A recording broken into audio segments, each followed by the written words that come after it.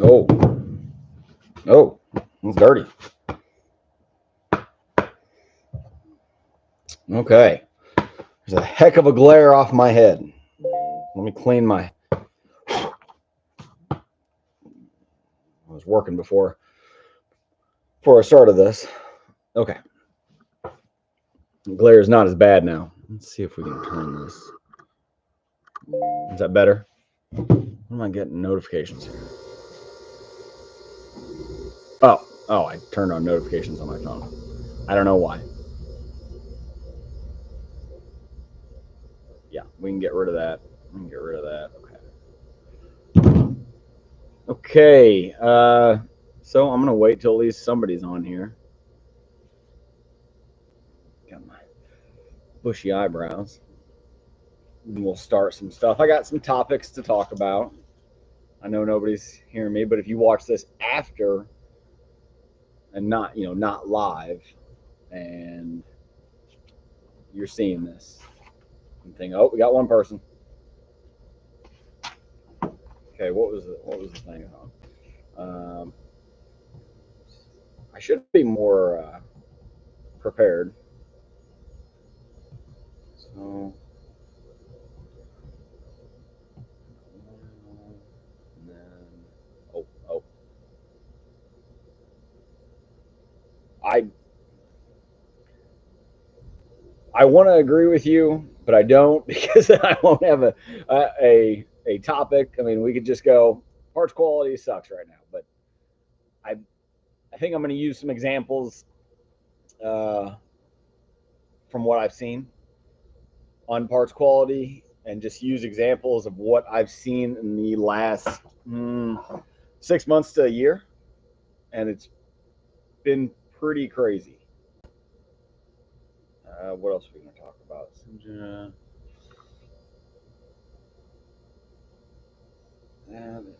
Oh.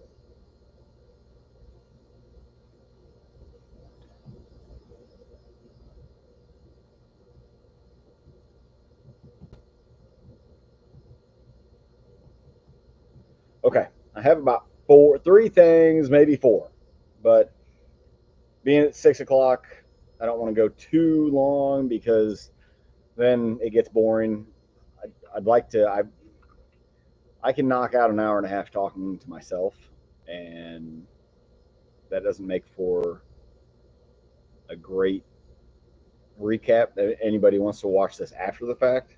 And also, I don't want to sit here and ramble. I'd like to talk to some people and bring up things, and then see what people are saying. And then I'll have a conversation with what people are back talking, and I think we'll do. Okay, Jerome, 6.0 injectors. What do you recommend? Eric's one. Is it okay to not torque down the oil rip? This thing is in the way. Let me pull up my phone real quick and see if I can do better, and I can actually see the. Oh, shut up! You find the right time to book. Just oh, it's gonna copyright me. Oh, you son of a.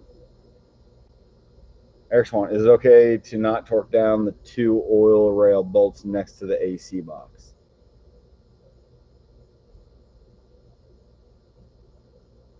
Oh, no, yeah, no, the Jerome. I'll get back to you in a second. I'm sorry, Eric Swan. So your oil rail, um, what is it? Has nine T30 bolts on it.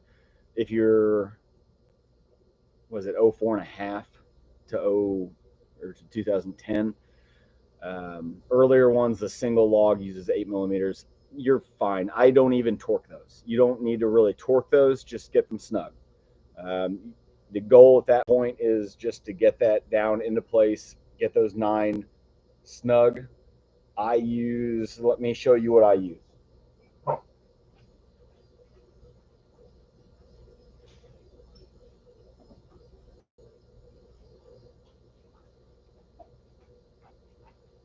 Okay, so these are blue points. You can't see the lettering on it anymore. But you can see it's this little driver ratchet, and on the back side you can change directions. So that takes, what is it, a 1/4 inch drive. And so this is just a 1/4 inch drive Torx. This one's actually 27. But so that right there is too long. You can't get in between the heater box and the oil rail. What you do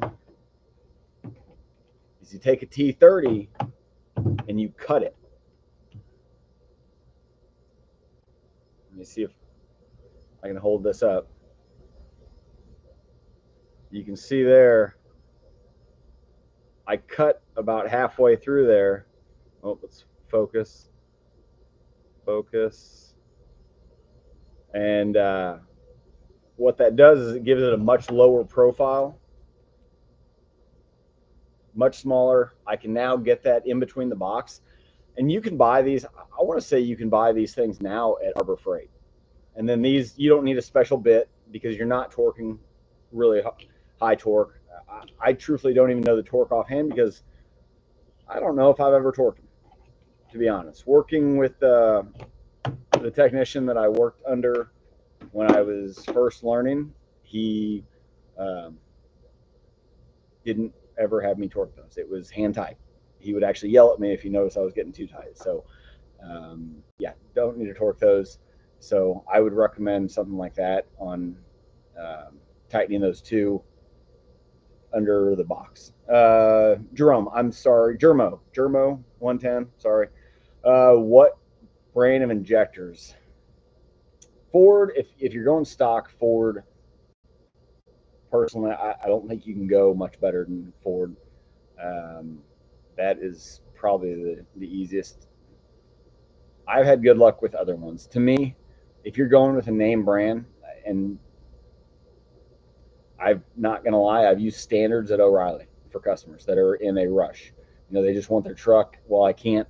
The last truck I did that had fuel in the oil, so it was the crankcase was over full by several quarts and almost a gallon, I think it was.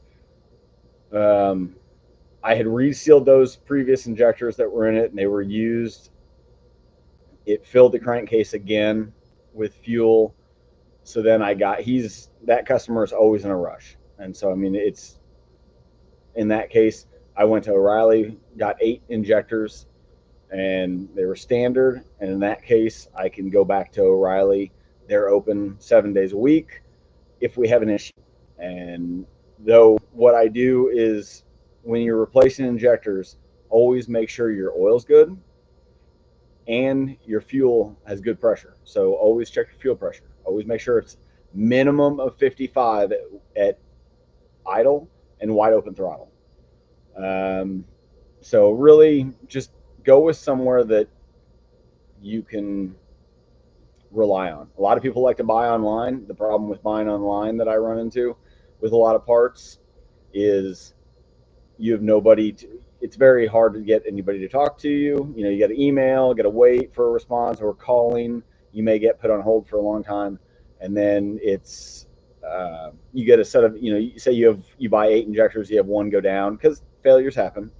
I've put motorcraft injectors in, and you have failures, but they're gonna go through and make sure they want to make sure you documented you had good fuel pressure. They want to, or they want, you may not read, and the places online may say we want documents of a fuel pressure regulator put in to make sure you had good fuel pressure.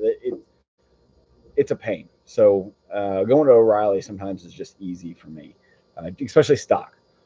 Um, it's yeah, I could go on forever, but just go with a place that seems reputable. A motorcraft injector from Ford, a name brand from O'Reilly. Your cheap ones there, I wouldn't go through. Don't go for cheap. Don't go super cheap. And then any of your like injector companies, like I think RCD holders and Warren Diesel injection. Warren Diesel injection. You're if you're going performance, I would probably go either Warren or Holders. That's who I see the most. And I've personally had Holders injectors, and I've done Holders, not Holders, Warren diesel injection. I've had those, and I saw out of several of them, I saw one failure, and it was not even a failure injector. It was the uh, coil bolt on the top loosened up, put a new bolt in, and it was fixed. So uh, let's see, injectors, torque, no problem. Nice, thanks. It wouldn't be 32 foot-pounds. It might be like somewhere in the inch pounds. 32 is way too high. Yeah, stock is good. I bought 4 motorcraft injectors off eBay, rebuilt with Chinese parts. Yikes. I don't know about that.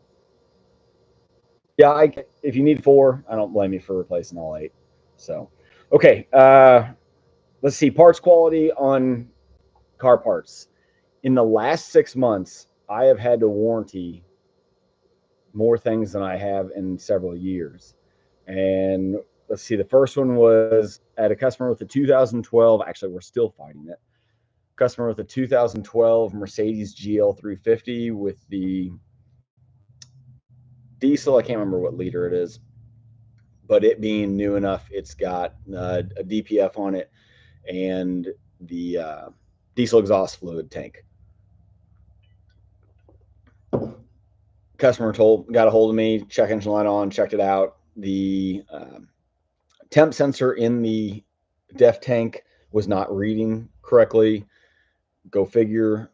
Many from around that year range, whether it be Ford, Chevy, or Dodge, had the same issue because Bosch made everybody's stuff, and they made them for Mercedes as well. So I source one. I get one from FCP Euro. No, I bought it on Rock Auto, but it was an FCP Euro um, um, brand. I'm pretty sure it was a Euro brand, and that's what the customer wanted to go with.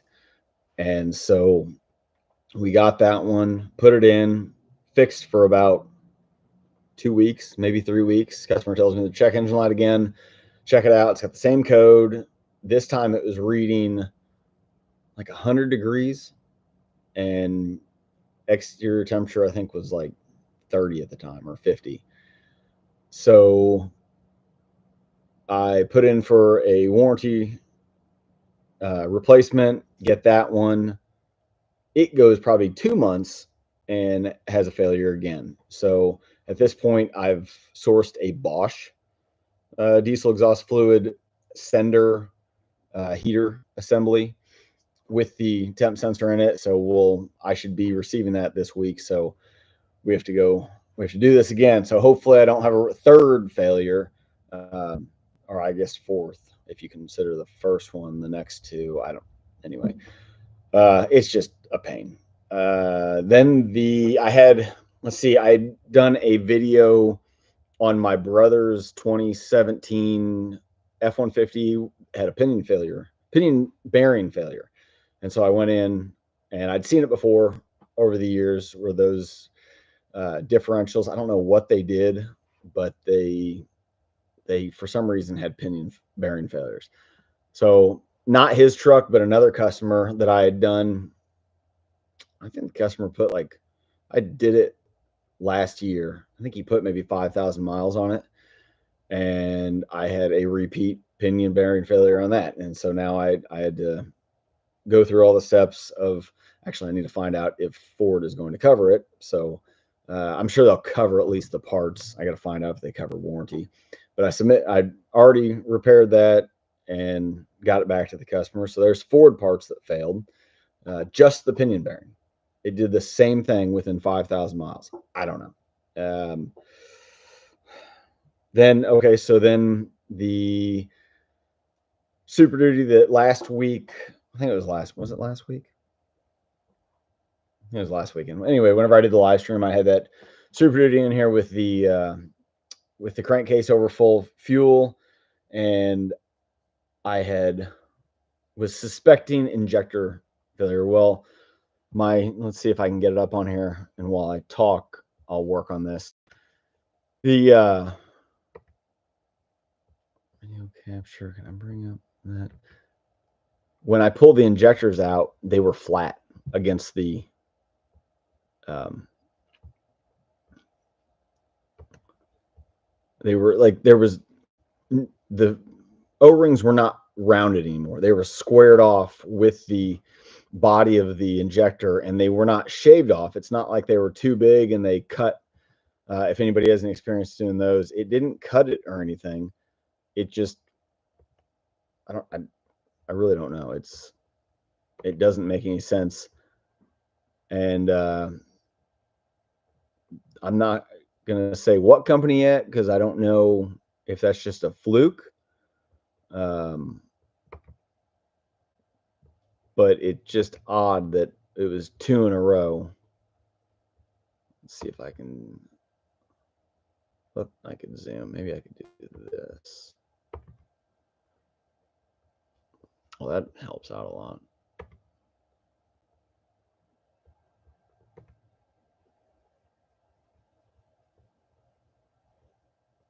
Why do they make this so difficult?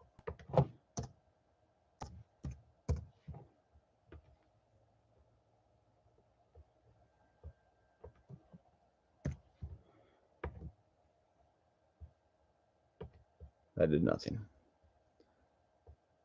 I'll tell you what. Some days. Oh, looky there. Looky there. Okay, let's see if I can get this over. I'm gonna still learn with this streaming stuff. That, and I think I put on to have some advertisements. I don't know if you guys have seen those. Trying to make a little money if I'm doing this. The fact that I'm need to build another building. Real quick, I'm going to look at need four injectors. Eric Swan, if Forescan says I only have one failing injector, and the same one has a contribution issue, is it safe to say that's only one I need to change? It's an 05. I have new dummy plugs. Dunbar, good evening. Thanks for joining. So what do you mean by Forescan says you only have one failing injector? Because on Forescan, you can monitor your misfires.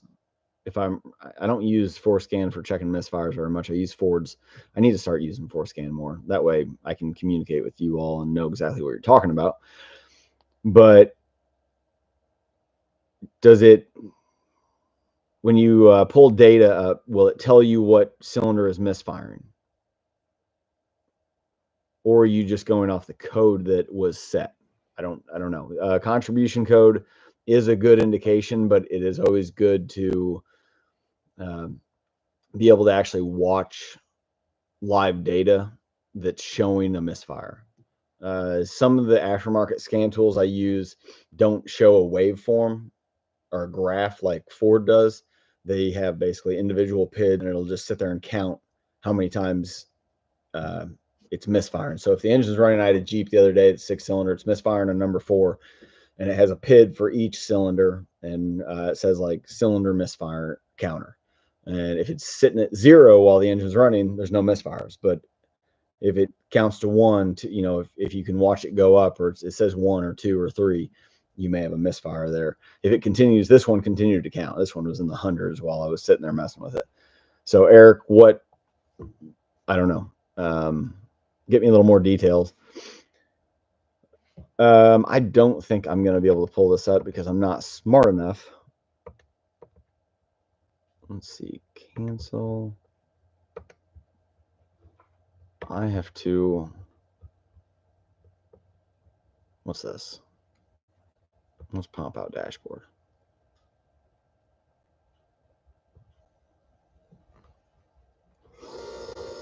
I don't know what that is. YouTube Creator Studio Google Chrome. I don't know what that is. I'm gonna get, oh, it just came up right as right as I hit X, it started to come up. Eric, number 7 fails buzz test. Okay. And while running, throwing a contribution code. Yeah, I would lean towards that. And actually, if it's failing buzz test, you may just have a coil that's gone bad. So you may not need an actual injector. You may just need a coil, and you can buy coils separate. Oh, that's not even what I want. What's this? You don't have access. I don't have access to that feature. I don't know what that means. Channel level settings, send feedback, edit, share screen, share, end, earnings. Oh, earnings. What is that? That's not even. What's this? Engage with your audience. What does that mean? I don't know. Eric's calling. I plugged the new injector and all 8 passed. Yeah. So if you fail buzz test and you can plug a new injector in and it passes, it's just the electrical side of the injector. I mean, could you have a mechanical failure internally in the injector? Yeah, you easily could. But that's a test that I've done many times. Especially working in the dealership, we had injectors in stock. I'd run up if it failed buzz test. I'd run up, grab an injector, plug it in, and I'm not actually installing it in the engine. It passes, needs an injector. Easy way to do it. Dunbar, yes, the power balance on Ford scan tool is the misfire monitor or data logger or whatever you want to call it. Ford calls it power balance tool, and maybe one of these days I can learn how to show my screen on here, and I can jump from camera to. Oh, I know why. I'm using. I'll try to do this. Let's see if I can show this. See if I can show it. Let's get out of that. Let's see if I can show this. It's a bad way to do this, I know. Is it gonna focus? No. Yeah, I apologize. I'll try to get a picture up.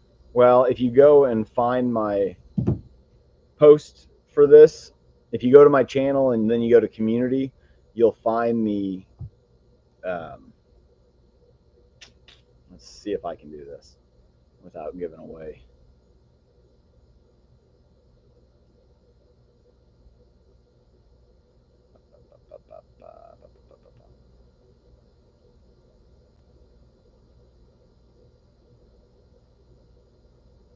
Okay, if you go see here on my home screen on the app, right now it's at the top, but then you can also up here, you can see it says shorts, live, playlist, community.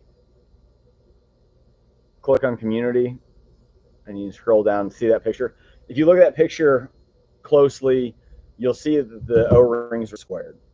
Next time I do this, I'm going to go through another software that I can jump between video, the camera, and then screen share. So if I want to show you guys anything, I can. So that'll be the goal next time. What's going to be the Dunbar? Yeah, what's going to be the hardest part of swapping out number 7 injector? You're welcome, Eric. 135. It's at the very back.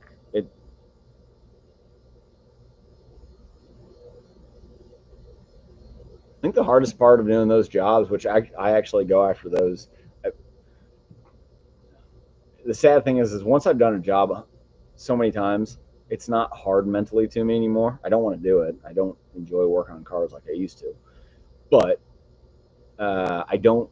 People go, "Is it a hard job?" I'm like, "No, it's not too bad."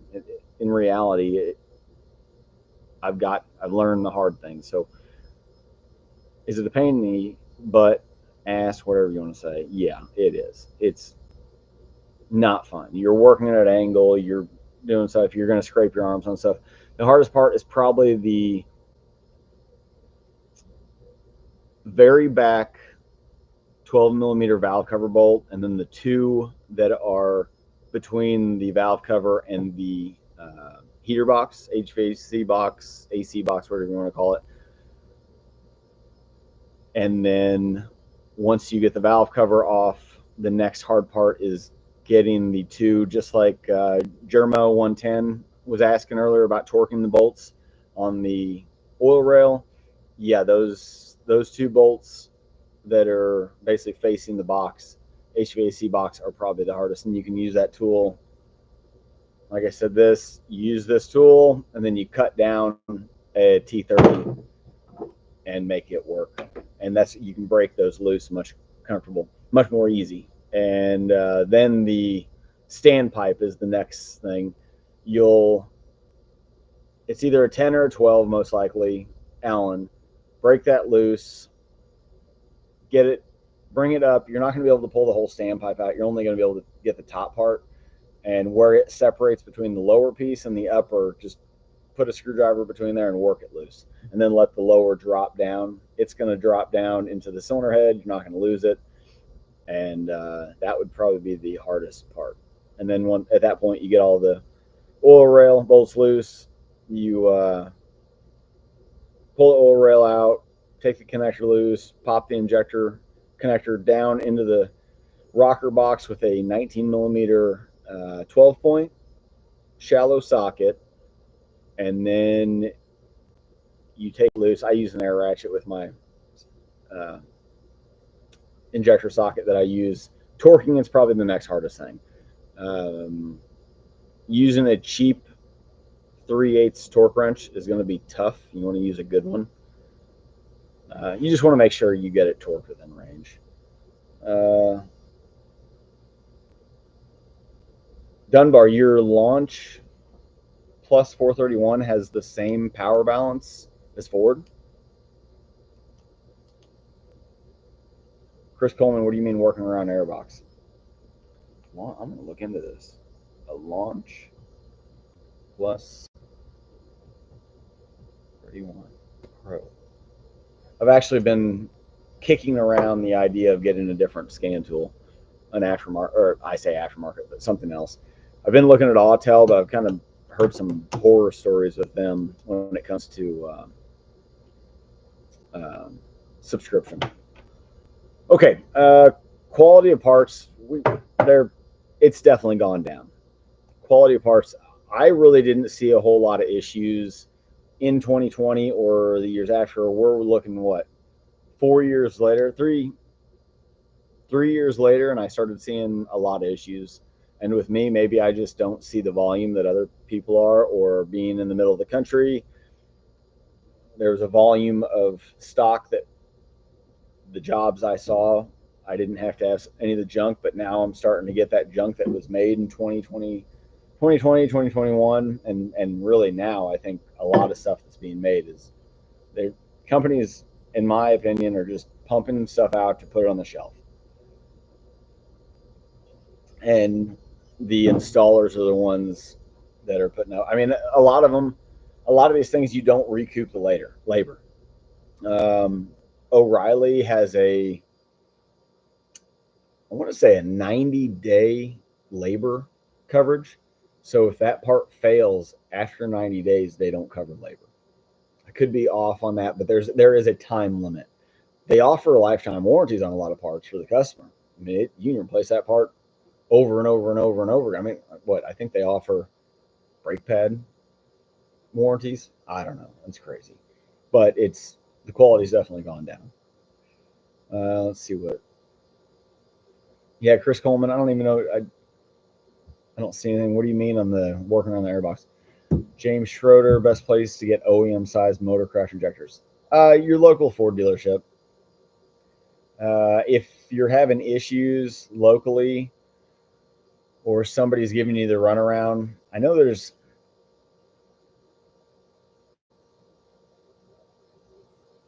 think O'Reilly can even get you motorcraft injectors.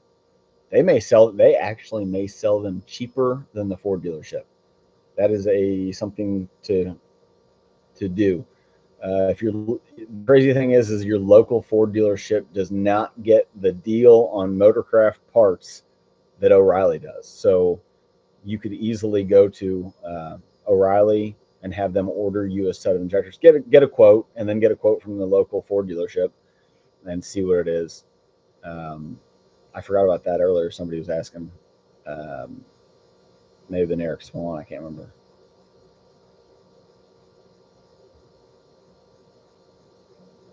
Nope, that was Jeremo 110. Yeah, get a quote on motorcraft injectors at O'Reilly. Other parts stores may offer the same thing. It's weird how the world works. I think Warren Diesel Injection also offers Ford stock or Motorcraft stock injectors. Um, I can price you some if you want me to price you some. Shoot me an email. I'll put my email in the description, but it is what is it? Truthfully, I have like 4 emails: 2 business, 1 personal,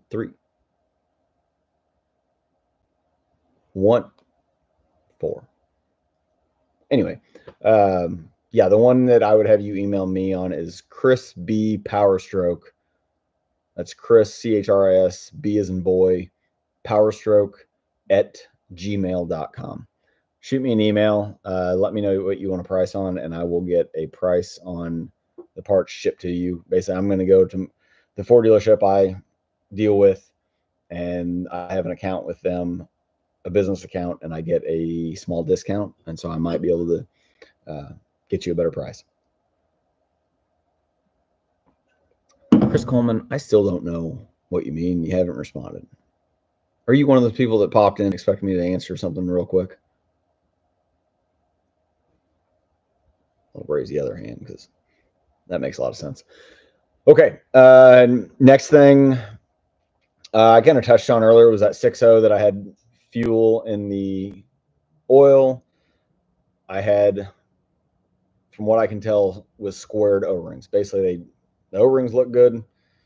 When I originally put them in, when I pulled those injectors out, they were squared off. So they were flat with the injector. So I don't think the quality of those O-rings are as good. So I'm not going to say what brand yet because that's the only one. I've used them before. It's the only vehicle that I've seen a comeback on. My luck, I'll have many people come back. Well, that'd be miserable. But anyway, that's got to be what it is. I have one of those coffee table books or whatever of the 6.0, and they have diagnostic procedures for diesel fuel in the oil, and that is basically one of the failure points, the most common. So I was on that. Another subject was I actually have a question for you all. Dunbar, you get your launch from Amazon. I will check there. Thank you very much. I appreciate that. James Schroeder, thanks. Oh, best place to get. Yeah, you're welcome. You're welcome. Next thing, I actually have a question for you all because I think there's a bunch of DIYers or mechanics in here, and I have an idea what I want to do, the path I want to go down, but in these cases, they're hard to diagnose because some of the tools you don't use that often. Let me get to it. So I have a customer with a 2001 F350. It's actually a tow truck, and it came to me with the brakes was metal to metal on the left front on the outer pad, and it wasn't real bad metal to metal. The rotors were still plenty of thickness. There's no warping, and he says, "I just want to put pads on it." Okay, we'll just do pads. And so I put pads on it, and the pads were pretty much worn down the same on all 4 pads. They got very low, and the left one ended up wearing more material and going metal to metal. So I put new pads on it. I was able to compress the pistons fine, and the slides are in good shape. So I then drive it. I did not drive it before. I drove it after, and now it pulls to the right aggressively. So you slam the brakes, and it will try to pull you off the road, and you can feel the steering wheel pull to the right. So in this case, is it the left front caliper that is not squeezing tight enough, or is it the right front caliper that is squeezing? There's something going on, or the hose. My first thing to do on those those concerns is I take it out, get it nice and hot from braking, I run it back to the shop, I raise the front end up, and I try to spin the wheels. And my indication is, if in this case it was pulling to the right, if everything's hot, I pull it in, jack it up, and I can't spin the right front wheel, to me that is the right front caliper. The hose is collapsed, causing an issue. I usually replace both because the hoses are very cheap, usually cheaper than the caliper. So I go ahead and do that. Well, this one, both wheels spin exactly the same. So I'm kind of stumped. I don't know. It's, it wore down the pads.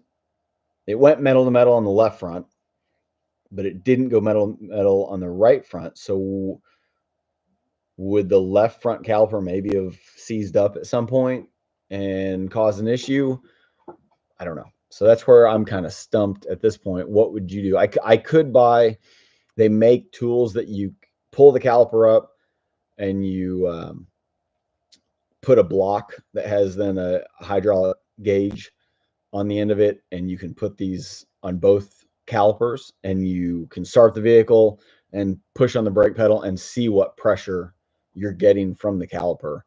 If I remember correctly, the dealership where I used to work had a set, and it was handy. It was very handy to have, but I don't even know if in this case it would show me. It may, but I don't know how much that kit is, and I really don't care to buy it because I would be using it very little. And I really don't want to hook anything up to the brake system as hydraulic wise to look at pressure, because I don't think you wouldn't know if there's an internal failure. So that's my thought. Got along. Chris Coleman, I thought someone asked what was the hardest part of changing injector 7. Oh, okay. For you, it was the number 7 is not on the driver's side. Number 7 is on the passenger rear, closest to the firewall. So you have number 8 is at the rear on the driver's side. So passenger side from the front to the back is 1357. Driver is 2468 from the front to the back. The reason I know that so well is when I was working with the tech learning, I was an apprentice basically, or whatever you want to call me. We saw a lot of ambulances. We have local to us, we have an ambulance manufacturer. And so anybody local, we were kind of there. Well, actually, now that I say that, at one point, the owners of the dealership and the ambulance manufacturer were their brothers. Well, then the dealer brother sold, and I think the ambulance manufacturer still owns it. So we would get a lot of their work, and we would get a lot of out-of-state ambulances that were brought in that they had to do repairs on. Well, they were brought to us to do repairs. Anyway, we had one that had a 6.0 in it, injector failures, and I can't remember exactly what it is. And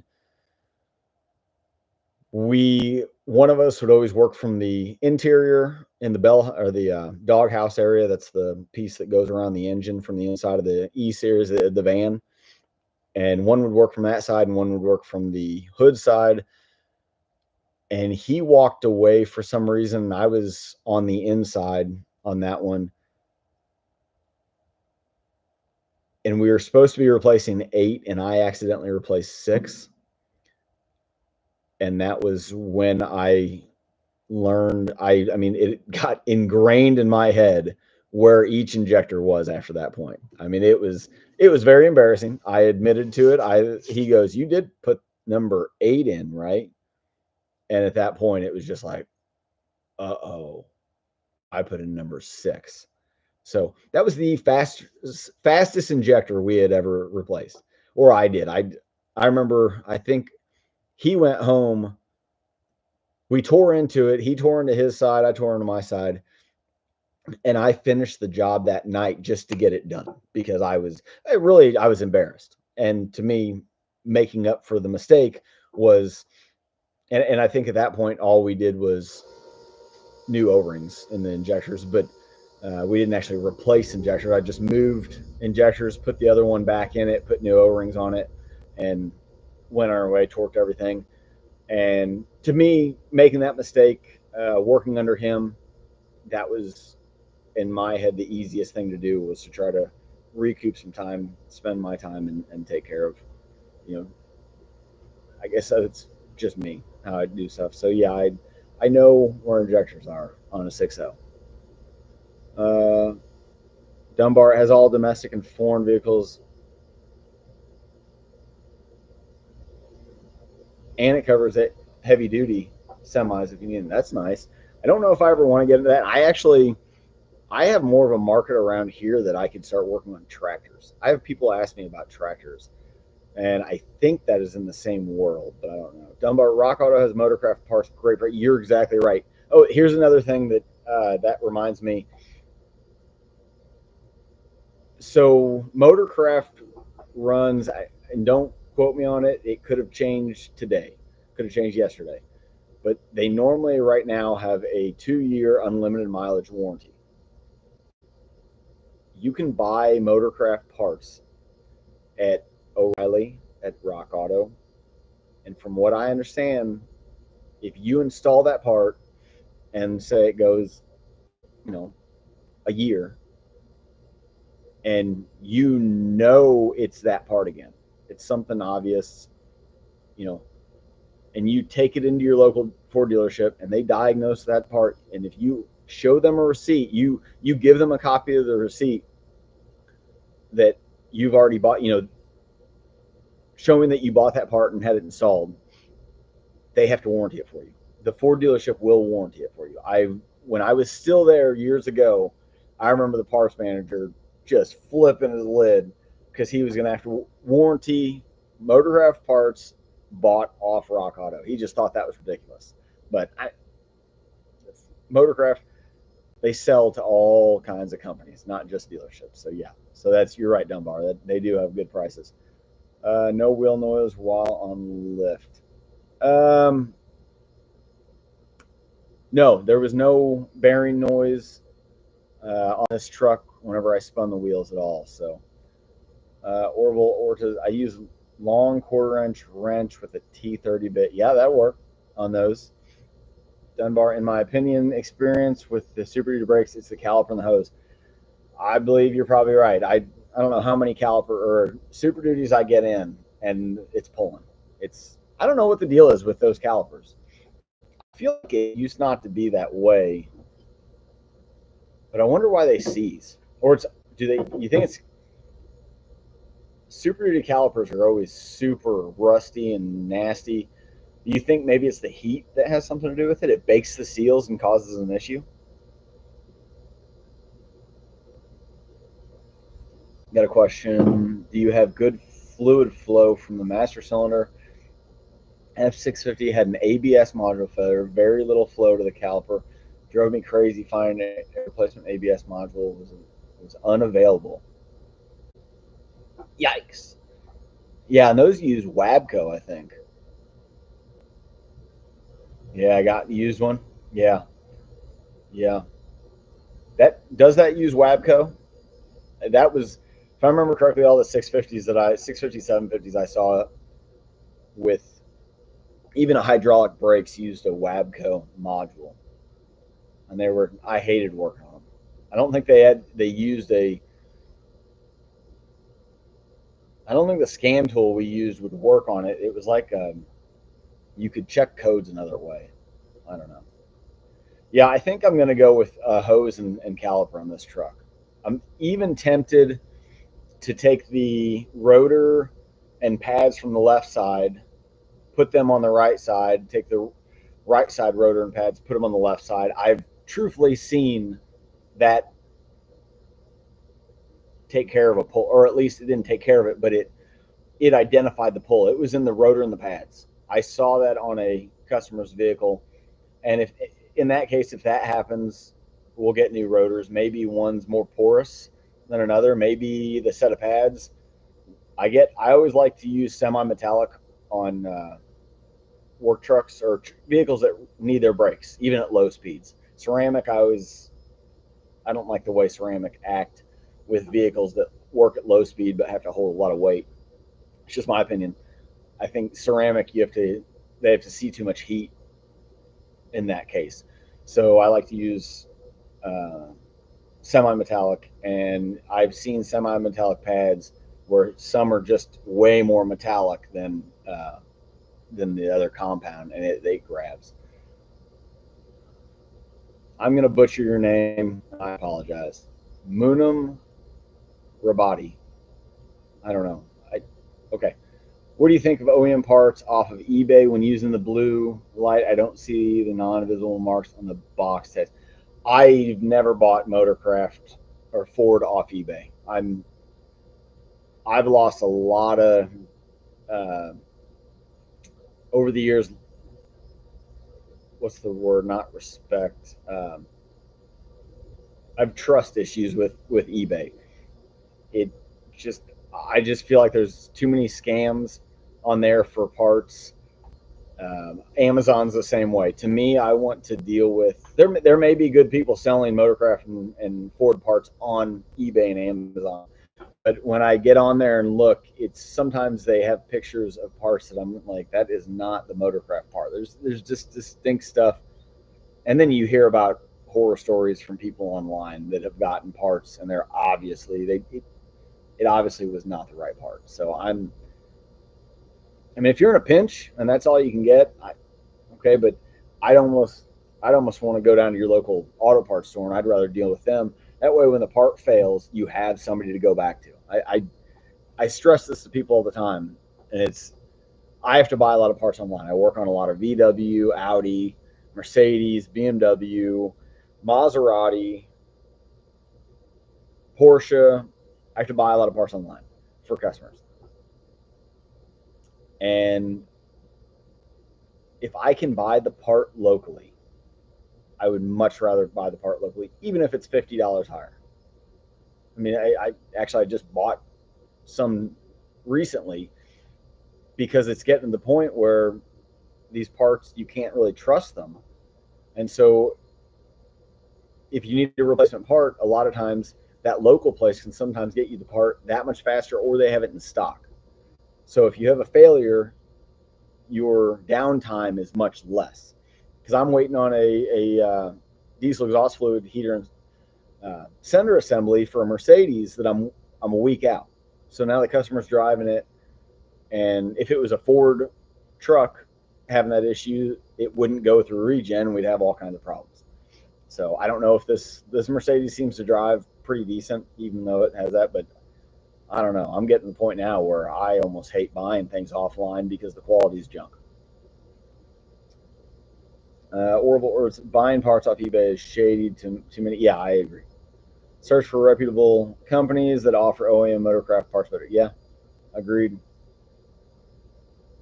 Correct for not. I am surprised. I'm surprised that I pronounced that correctly. Thank you for being on here, everybody. This is awesome. 7 people on here. That's. I would love to just start doing streams um, where people get a hold of me and just shoot me an email and say, "Hey, I've got this problem. Can we discuss it on the next live stream?" I'd probably start doing more live streams just for that case. Um, I actually want to. One of the last things I want to touch on is I want to try to find if you all are on here probably because you have 6.0 stuff. You have a 6.0 Power Stroke or Ford Diesel, but I'm on a lot of the 6.0 forums on Facebook, and good God, some of the questions that people ask just dumbfound me. It's just unreal. Or people will just ramble about stuff and they'll have a problem with their truck. They ramble about all this stuff and all the stuff they replace, and then you ask them if they've checked codes, and they've never checked codes. What the hell is wrong with you? I I don't know. I don't get me wrong. 6.0s, you could have codes in the system that didn't have anything to do with your problem. I mean, and it could be something that normally sets codes. Like I had a customer today with an EGR valve, and he said it was almost wouldn't run right for him. Felt like it was almost going to die, and he goes, "What do you think that is?" I'm like, "I don't know. And let's check codes.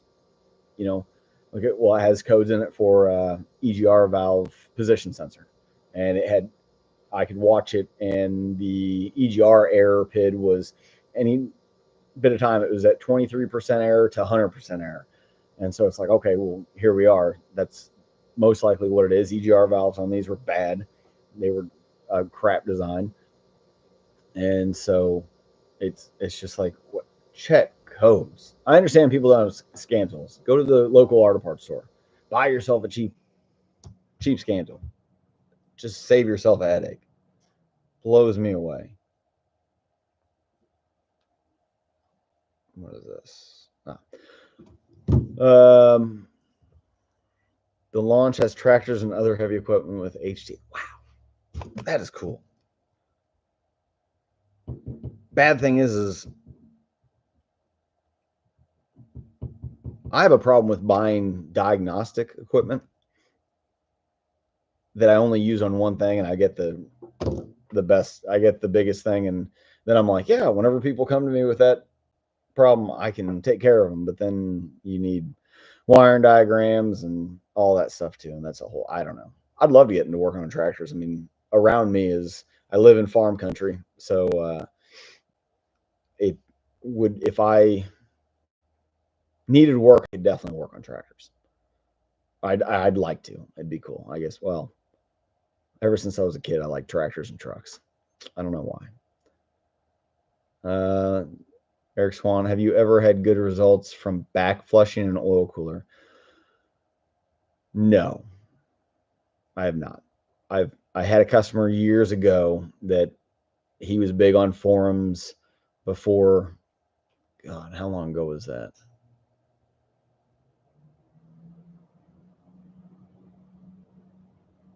8, 10 years ago, and he had read that you could back flush an oil cooler, and we had made a tool, and at that time I think there was one company that made a tool to back flush. Now you can buy the little cover that stays on there and you can back flush it, but we made a tool where I could have shop air on one side and it wide together, and it was garden hose on one side with water, and then I could hit it a valve, pop it open to hit with shop air, so it would get hit with 100 psi at the same time, and you'd drain the cooling system and then put the lower radiator hose, drop it down, and point it into something. And I did that. I forgot how long. I just let water run through it, and then would hit, hit it. I think for 30 minutes one time, and it dropped by maybe 5 degrees, maybe 10, I think. But then within no time, it was back up. I forgot how long. We put new coolant and stuff like that in it. I just it there there's so much information out there with bad oil with oil coolers getting clogged that and with people doing that with very little success that it's just to me it's a maintenance item. To me, truthfully, with the fact that Ford no longer sells a international part, and I don't even know if international sells anymore. I've actually been meaning to check to see if I can find an international oil part number and go get one from them that's in better quality. Because I have a local international dealer where I live, but I'm at the point now. If I have customers that come to me that need an oil cooler, I'll probably sell them the um, external bulletproof kit that uses a. They don't use a 6.7 power stroke cooler, but it's similar. And I may even look into getting a kit from them that's just the base that uses the factory oil filter setup, running my own lines, and then using IPR's 6.7 oil cooler adapter. I've, just to me, we know that the oil coolers clog on the 6.0s. Having it external would probably lower it, and the 6.7 oil coolers are prone to clogging as well. I've seen it, but they seem to last a lot longer. Are they as hard on oil? Maybe not, and maybe that's why. But to me, if you're moving it outside of the engine and you are now making it serviceable, to me, you should make it serviceable with a readily available part that is good. And if you can source it from, say, if you're on the road and you have it fail, then you could go to the local Ford dealership, pick yourself up an oil cooler, because most Ford dealers carry them, from what I've experienced.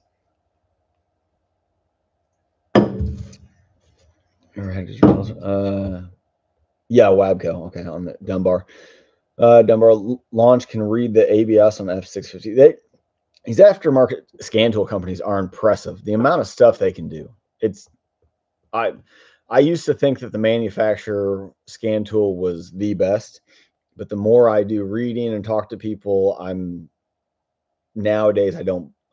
Sometimes the manufacturer scan tool are sometimes very good for some specific tools or testing they can do, but outside that, when you have to work on multiple brands, these aftermarket scan tools sometimes are incredible what they can do. And so it's very nice. A good example is I've not heard of anybody that has a scan tool that can do Ford's EGR test, or EGR valve test.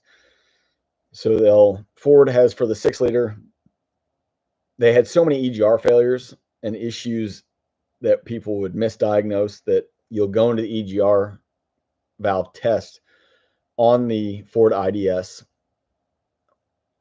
And once you start it, it wants to first go through and start checking map sensor, baro, an exhaust back pressure sensor, and I believe there's one more. And first it wants to see if all of them read within, I think it's within less of a volt of each other. And if that checks okay, then it moves on to testing the EGR valve, and it will actually ramp the EGR open and closed, and it'll do it twice. And basically there's a graph that it wants to see green. It wants to see that valve open within a certain parameter and close within it. And if it stays open or closes, it can't modulate it based off of the position sensor in the EGR valve. It'll fail that valve, and it stops the test and will tell you, the EGR valve needs to be replaced, or inspect, do you have carbon buildup? At that point, if you have excessive carbon buildup, you most likely have something else going on. But clean it up and go from there. And then let me get rid of that. Sorry. At that point, if your EGR valve tests, then it wants you to start the engine, and it will actually take command of the RPMs and start bringing in boosts to then start modulating things and pay attention and make sure sensors are working properly. And I've not seen a scan tool do that, and it's very impressive. I've diagnosed many trucks using that, because I could sit and data log things and look at pressures, and you're not fast enough to look at things and track things. And this test will pay attention, and I've diagnosed many exhaust back pressure sensors that were out of range and causing issues that were not setting codes. Munham, the 6.0 powerstroke F250, looking for reasonable 6.0 excursion that I can fix myself mechanically. Yeah, excursions right now are going for a ridiculous price. I have one on my property of a customer that I don't even know how to say it. He's got personal things going on, and he asked me to hold on to his truck. It's way off on my property, and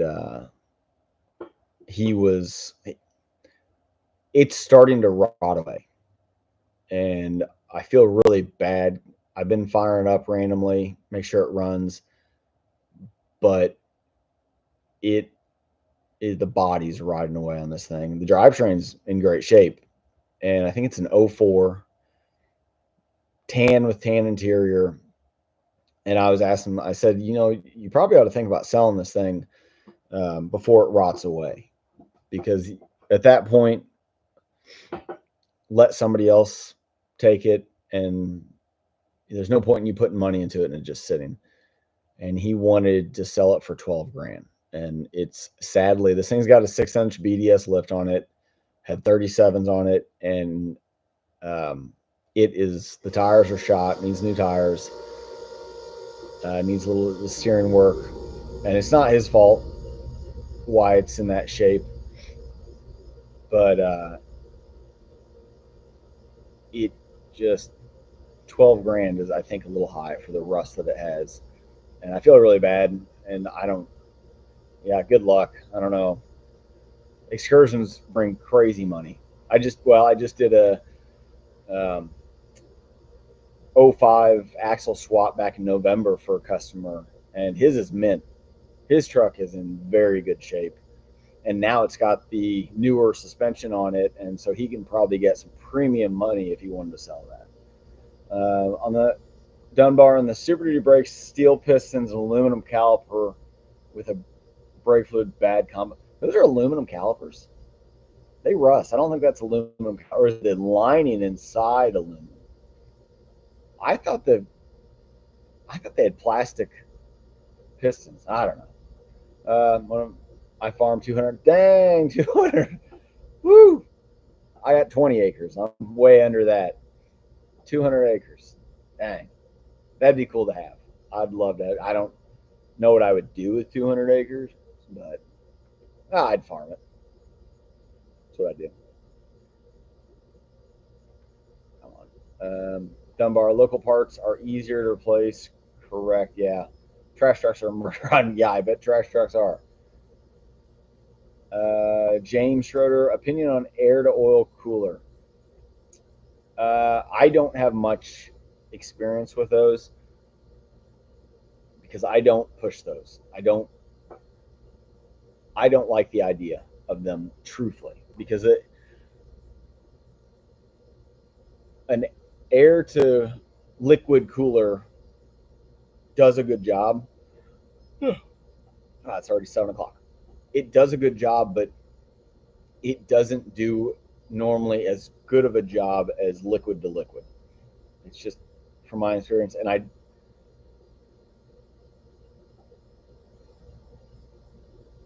the 6.0 overworks its oil to begin with, and now, I mean, if you've ever seen the coolers on the bulletproof diesel ones, I think they work. I'm not going to sit here and knock them, but I don't like the design. They're not that big, and it blows me away that that can cool. I mean, I think they stretch across, if I remember correctly. They stretch across, but I don't think they're real deep. And if you're in an area that sees 100 degrees plus in the summertime, some people say you don't even have to worry about it anymore, but that just scares the crap out of me. I don't know. And I don't know. Yeah, I I have no. That's just me. I think there's a ton of people that have good issues, but I think I've seen some reports of some people that have installed those and didn't have the results they were looking for. Or some people say that you don't. I think I read one guy goes, well, you can see high oil temps, but you don't have to worry about it anymore. What what does that mean? I think if you're seeing 220 plus oil temps, there's still parts in that oil system that you don't want to see high oil temps. I mean, that's the whole reason they monitor the oil temps, and you're breaking your oil down faster, and you can start melting plastic pieces in the oil system, whether it be on the low pressure side or the high pressure side. So I don't, that kind of, I don't know. If you could get a cooler system that could maintain 200, it could give you a window of like 30 degrees, where 20 or 30, where up to temp on a day you were running like 180, and under a load it could cool good enough that it wouldn't get over like 210. That would be awesome. And I think the external oil, water, liquid to liquid, can do that. I think once you pull that cooler out of the engine, where it's seeing heat, I think it's able to do a much better job. James, without the thermostat, concerned about temps during winter burning off. Yeah, yeah. Well, that's why they offer that thermostat system on those, is because it during the winter. Well, and a liquid to air cooler does much better in the wintertime. I on my 3.5 EcoBoost on my 2013 F-150. I'm a data nerd and I just like to watch data. I'll probably do the same thing if I ever get a diesel running for myself.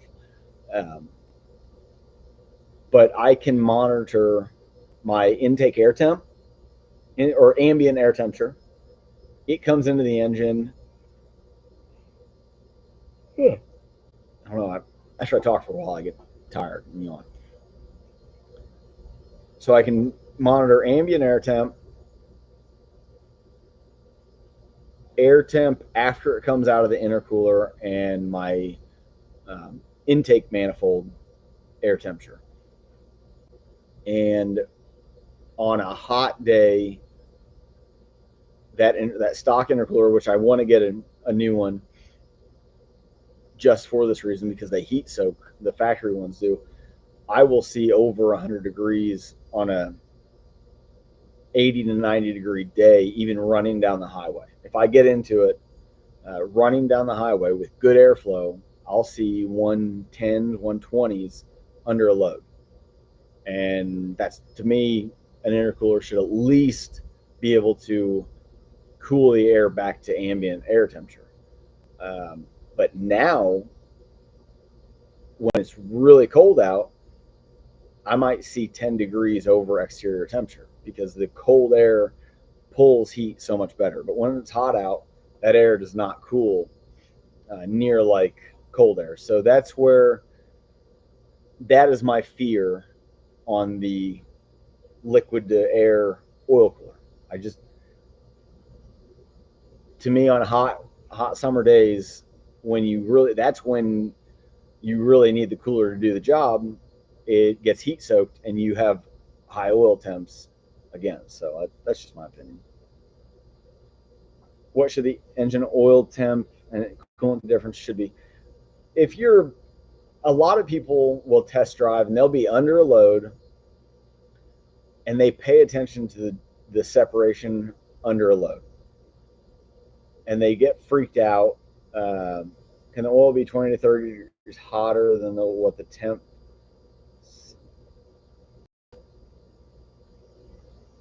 What do you mean by that? Uh, Monum, I think Ford's differential under low load driving down the road, I think once it hits 15 to 20 degrees separation is when Ford's software will set a code in the 6.0 and 6.4 application. I don't know what the 6.7 is, but yeah, 15 to 20 degrees separation on light load. So it wants to see that separation for a long period of time. If you're seeing 20 to 30 under a hard, say you're pulling a trailer up a hill and it's seeing a 30-degree differential, your coolant temp sitting at 199, 200, and your oil temp goes up to 230. And then once you crest the hill and you level out, your oil temps come back down to say 210. I don't see a problem with that one bit. Um, would I like to see, to me,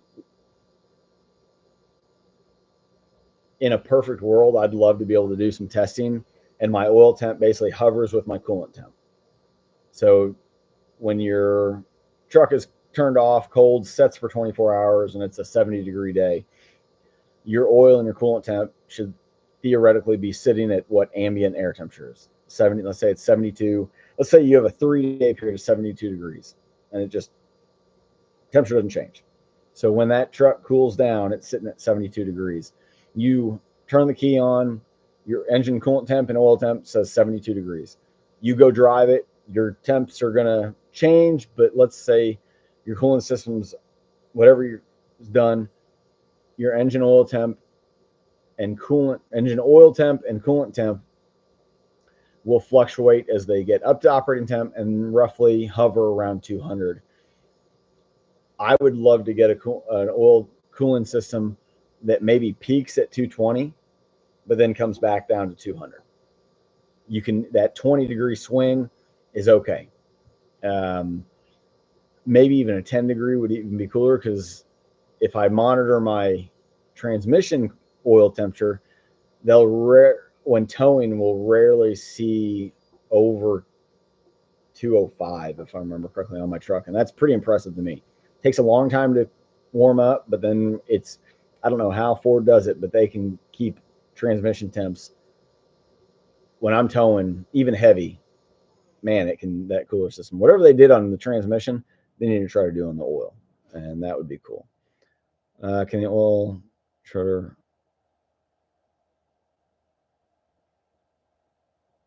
exhaust bearings in the engine? Can the oil be 20 to 30?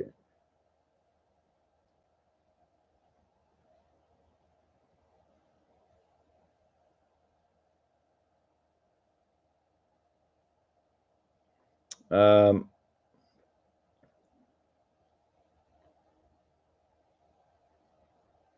could it be, so James, you're asking, could the oil physically be 20 to 30 degrees hotter than what you're seeing on the gauge? I mean, in my head, it shouldn't be. If you're that far off, there's something else going on. Like, you have a sensor, an oil temp sensor, that's bad. And in that case, the easiest way to test for a bad oil temp sensor is, like I was saying, let the truck set overnight, a minimum of 12 hours. Even on a hot night, that thing will cool down to ambient air temp. And say the next morning, say you do this at 8 o'clock at night, you go back out to it the next morning at 8 o'clock, and you plug your scan tool in or your gauges, and you're looking at coolant temp and oil temp. You want your coolant temp and your oil temp to be within a couple degrees of each other. I mean, truthfully, a couple degrees scares me. Minimum should be a degree. They should be reading truthfully spot on. Well, then when you go to drive it, if you're, well, okay, so if they're reading off by 5 degrees, well, it could be 5 degrees difference at ambient air temp, but could that sensor, that oil temp sensor, be reading 10, 15 higher on when everything's warmed up? Yeah, it could. So I would definitely change out your engine oil temp sensor in that case. I don't think that yeah, no, I don't think so. I don't think it should be reading hotter, 20 to 30 degrees hotter. I see how it could. I can be proved wrong. I've been proved wrong many, many times. Dunbar, what did you say? Our bulletproof is spot on perfect with oil temperatures. F650 trash truck never gets over 190. Is that a relocated stock oil cooler where it's liquid to liquid, or is that liquid to air where it mounts by the radiator? I'm interested because I forgot that you have firsthand experience, one that you work on. Because if it's liquid to air and that's a truck that works that oil, that thing's loaded down all the time, then, I mean, theoretically, then why not run it on a smaller truck?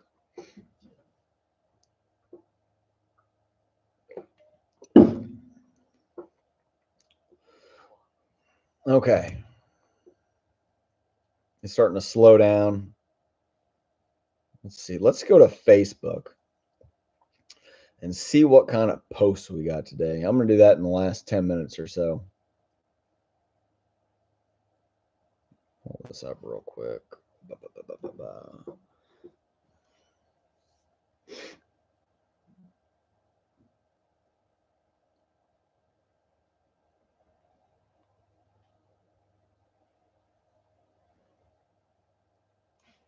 Okay. Facebook.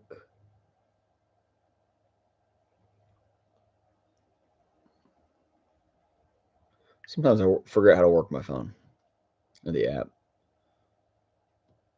You know what drives me nuts is the amount of passwords a person has to have for all the crap. And you got to have them, but geez.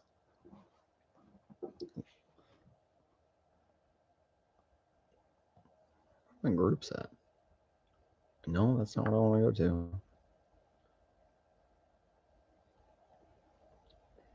6.0 Power Stroke Performance and Tuning. I don't think that's the one I want. Well, let's go.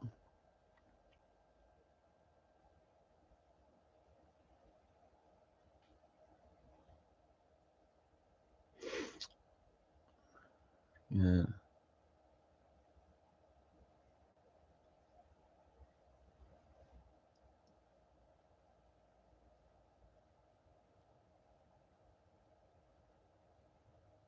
Okay.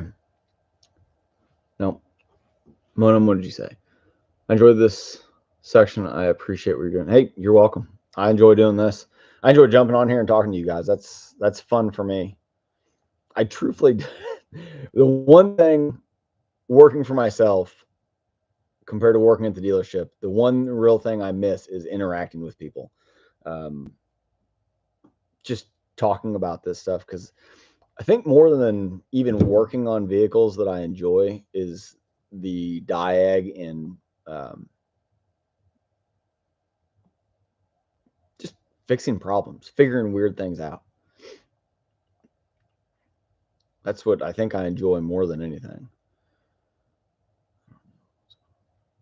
Okay, here's one. Maybe. No, you know what I need to do? I'll do this next week and I will do something where I print. No, maybe I'll log into my Facebook and then just show that, and then I can show the responses and we'll kind of all give our 2 cents. We may not leave a response, but yeah, I think that's what we'll probably do. I'll try to log in and we'll look at some posts from Facebook because man, I there is a lot of people on Facebook that post in these groups, and they're looking for information, and then they just get the crap that gets spewed. It's just unreal. I don't know.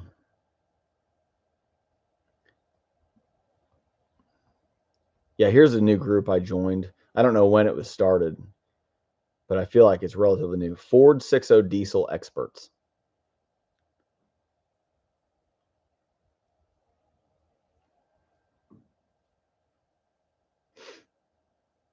Yeah, like this one guy says, "What does everyone recommend for fuel pump on a 6.0? Just the lift pump."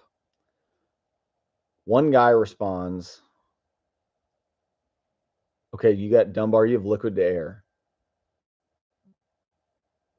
and yours hovers around 190. Never gets over one. That's incredible." So, who was it that asked earlier? Let's look. I want to go back. Go back.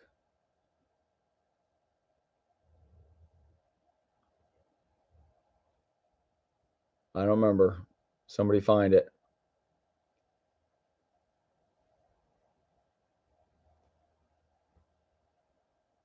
Was it James? James, I think you asked that, didn't you? Because then you'd said, I cannot find it for the life of me. Opinion on air to oil cooler.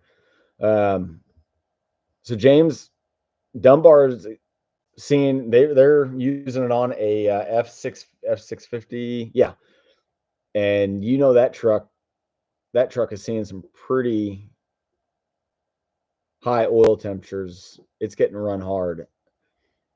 Um, so I I need to try one. I need to get a damn 6.0 running and try it.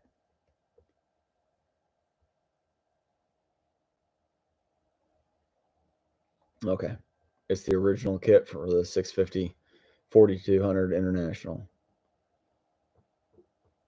Yeah, I so badly want to get a 6.0 going and just try stuff. And I've got 5 years running. Dang.